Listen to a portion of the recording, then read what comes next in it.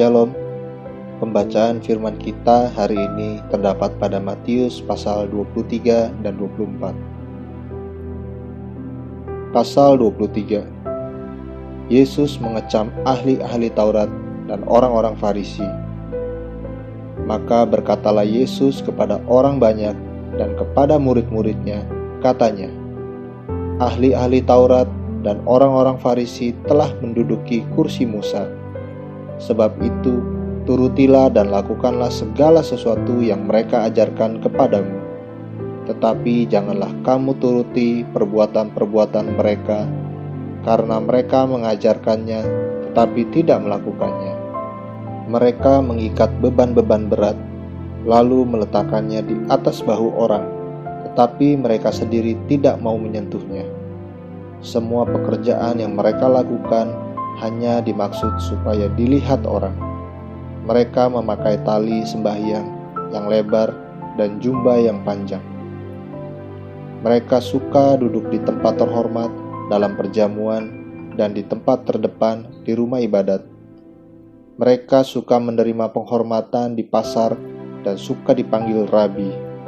Tetapi kamu, janganlah kamu disebut rabi, karena hanya satu rabimu, dan kamu semua adalah Dan janganlah kamu menyebut siapapun bapa di bumi ini, karena hanya satu Bapamu, yaitu Dia yang di sorga.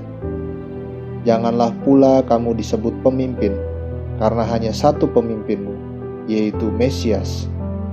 Barang siapa terbesar di antara kamu, hendaklah ia menjadi pelayan. Dan barang siapa meninggikan diri, ia akan direndahkan, dan barang siapa merendahkan diri, ia akan ditinggikan. Celakalah kamu, hai ahli-ahli Taurat dan orang-orang Farisi, hai kamu orang-orang munafik, karena kamu menutup pintu-pintu kerajaan sorga di depan orang. Sebab kamu sendiri tidak masuk, dan kamu merintangi mereka yang berusaha untuk masuk. Celakalah kamu, hai ahli-ahli Taurat dan orang-orang Farisi, hai kamu orang-orang munafik, sebab kamu menelan rumah janda-janda, sedang kamu mengelabui mata orang dengan doa yang panjang-panjang. Sebab itu, kamu pasti akan menerima hukuman yang lebih berat. Celakalah kamu, hai ahli-ahli Taurat dan orang-orang Farisi, hai kamu orang-orang munafik, sebab kamu mengarungi lautan dan menjelajah daratan, untuk mentobatkan satu orang saja menjadi penganut agamamu, dan sesudah ia bertobat, kamu menjadikan dia orang neraka, yang 2 kali lebih jahat daripada kamu sendiri.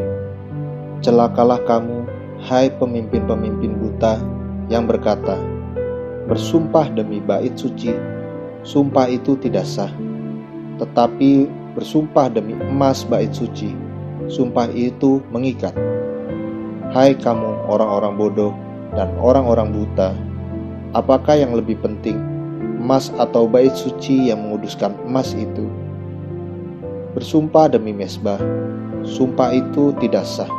Tetapi bersumpah demi persembahan yang ada di atasnya, sumpah itu mengikat.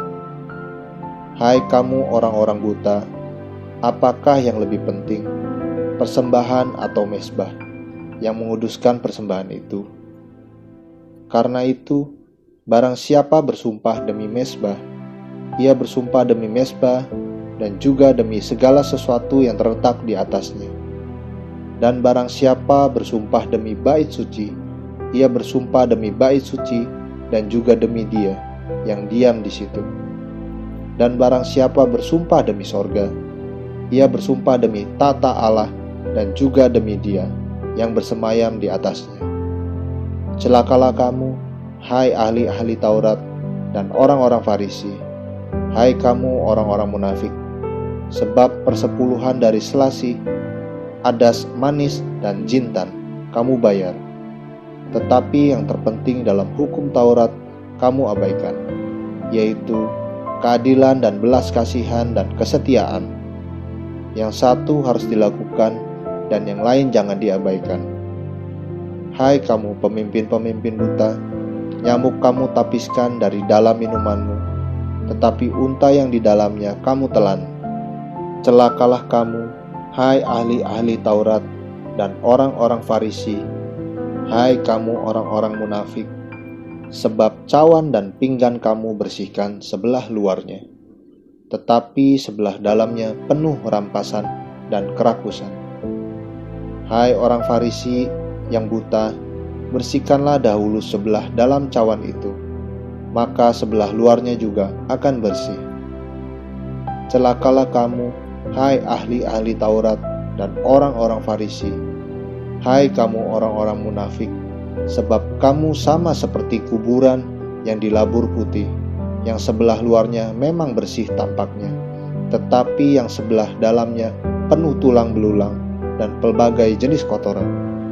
Demikian jugalah kamu, di sebelah luar kamu tampaknya benar di mata orang, tetapi di sebelah dalam kamu penuh kemunafikan dan kedurjanaan.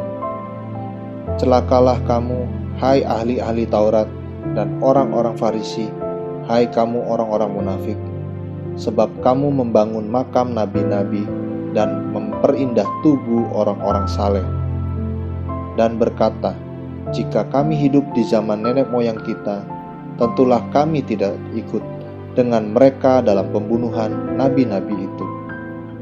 Tetapi dengan demikian kamu bersaksi terhadap diri kamu sendiri, bahwa kamu adalah keturunan pembunuh nabi-nabi itu.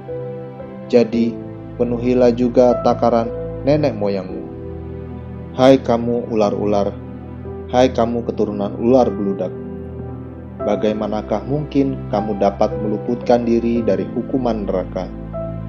Sebab itu, lihatlah, aku mengutus kepadamu nabi-nabi, orang-orang bijaksana dan ahli-ahli Taurat.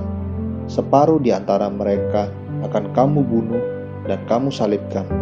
Yang lain akan kamu sesah di rumah-rumah ibadatmu, dan kamu aniaya dari kota ke kota, supaya kamu menanggung akibat penumpahan darah orang yang tidak bersalah, mulai dari Habel, orang benar itu, sampai kepada Zakaria, anak Berekia, yang kamu bunuh di antara tempat kudus dan mezbah.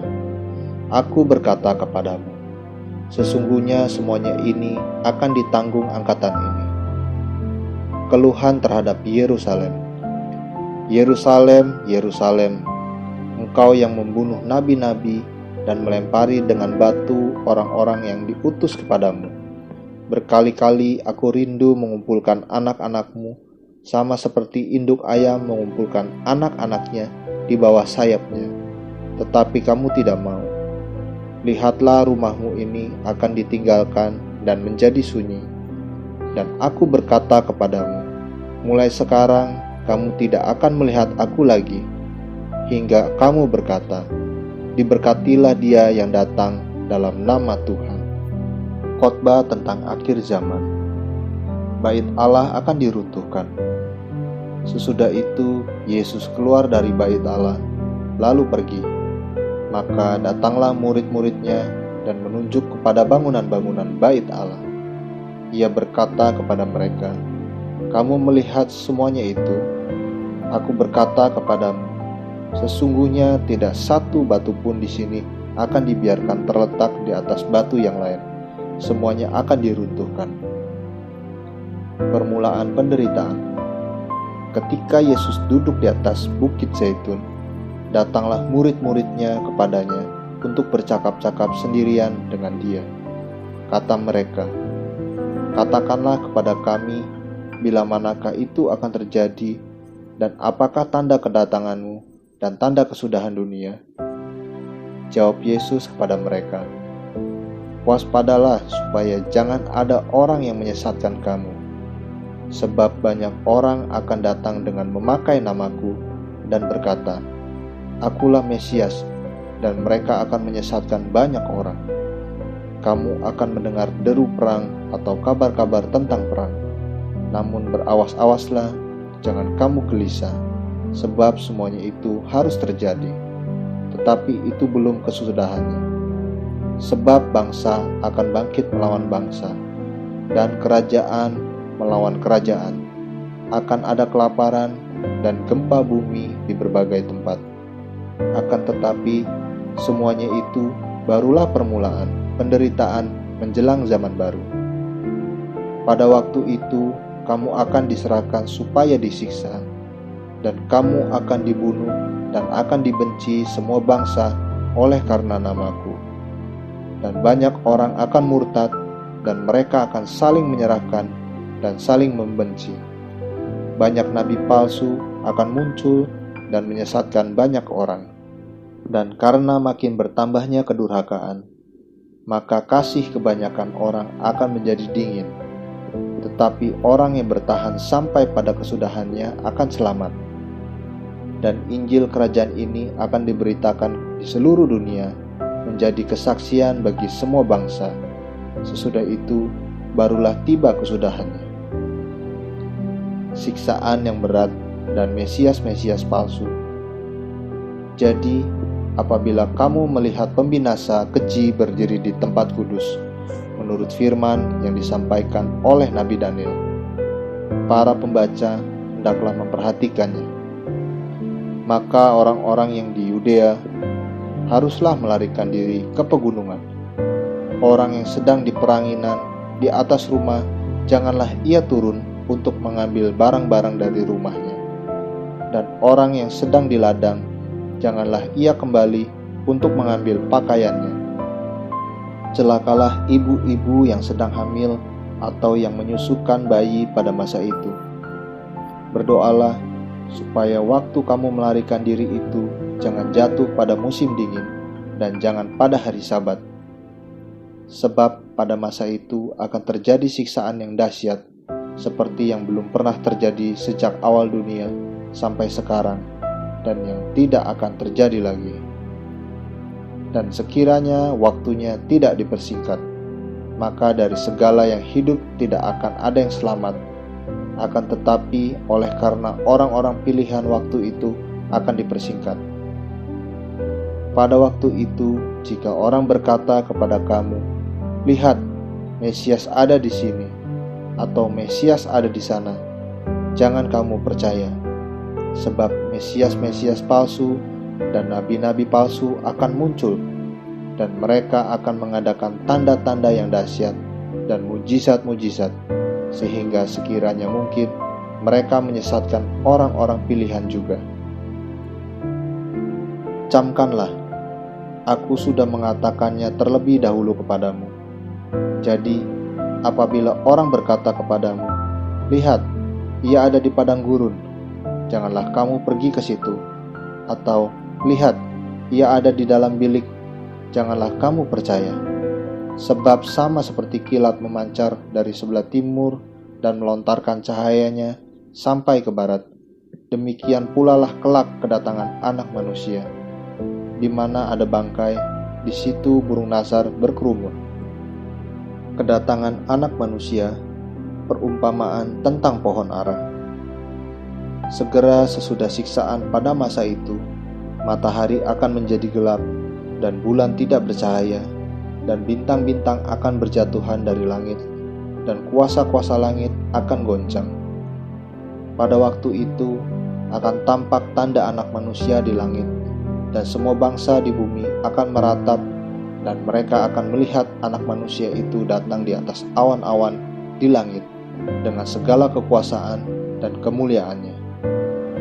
Dan ia akan menyuruh keluar malaikat-malaikatnya dengan meniup sangkakala yang dahsyat bunyinya, dan mereka akan mengumpulkan orang-orang pilihannya dari keempat penjuru bumi, dari ujung langit yang satu ke ujung langit yang lain. Tariklah pelajaran dari perumpamaan tentang pohon ara. Apabila ranting-rantingnya melembut dan mulai bertunas, kamu tahu bahwa musim panas sudah dekat. Demikian juga, jika kamu melihat semuanya ini, ketahuilah bahwa waktunya sudah dekat, sudah di ambang pintu. Aku berkata kepadamu, sesungguhnya angkatan ini tidak akan berlalu sebelum semuanya ini terjadi. Langit dan bumi akan berlalu, tetapi perkataanku tidak akan berlalu. Tetapi tentang hari dan saat itu tidak seorang pun yang tahu, malaikat-malaikat di sorga tidak, dan anak pun tidak, hanya Bapa sendiri. Nasihat supaya berjaga-jaga. Sebab sebagaimana halnya pada zaman Nuh, demikian pula halnya kelak pada kedatangan Anak Manusia. Sebab sebagaimana mereka pada zaman sebelum air bah itu makan dan minum, kawin dan mengawinkan, sampai kepada hari Nuh masuk ke dalam bahtera. Dan mereka tidak tahu akan sesuatu sebelum air bah itu datang dan melenyapkan mereka semua. Demikian pula lah halnya kelak pada kedatangan Anak Manusia. Pada waktu itu, kalau ada orang dua di ladang, yang seorang akan dibawa dan yang lain akan ditinggalkan. Kalau ada dua orang perempuan sedang memutar batu kilangan, yang seorang akan dibawa dan yang lain akan ditinggalkan. Karena itu berjaga-jagalah, sebab kamu tidak tahu pada hari mana Tuhanmu datang. Tetapi ketahuilah ini, jika tuan rumah tahu pada waktu mana pada malam hari pencuri akan datang, sudahlah pasti ia berjaga-jaga dan tidak akan membiarkan rumahnya dibongkar. Sebab itu, hendaklah kamu juga siap sedia, karena Anak Manusia datang pada saat yang tidak kamu duga. Perumpamaan tentang hamba yang setia dan hamba yang jahat. Siapakah hamba yang setia dan bijaksana yang diangkat oleh tuannya atas orang-orangnya untuk memberikan mereka makanan pada waktunya? Berbahagialah hamba yang didapati tuannya melakukan tugasnya itu ketika tuannya itu datang. Aku berkata kepadamu, sesungguhnya tuannya itu akan mengangkat dia menjadi pengawas segala miliknya. Akan tetapi, apabila hamba itu jahat dan berkata di dalam hatinya, Tuanku tidak datang-datang, lalu ia mulai memukul hamba-hamba lain dan makan minum bersama-sama pemabuk-pemabuk, maka tuan hamba itu akan datang pada hari yang tidak disangkanya dan pada saat yang tidak diketahuinya, dan akan membunuh dia dan membuat dia senasib dengan orang-orang munafik. Di sanalah akan terdapat ratapan dan kertakan gigi. Amin. Terus baca firman-Nya, renungkan dan lakukan dalam kehidupan kita. Tuhan Yesus memberkati.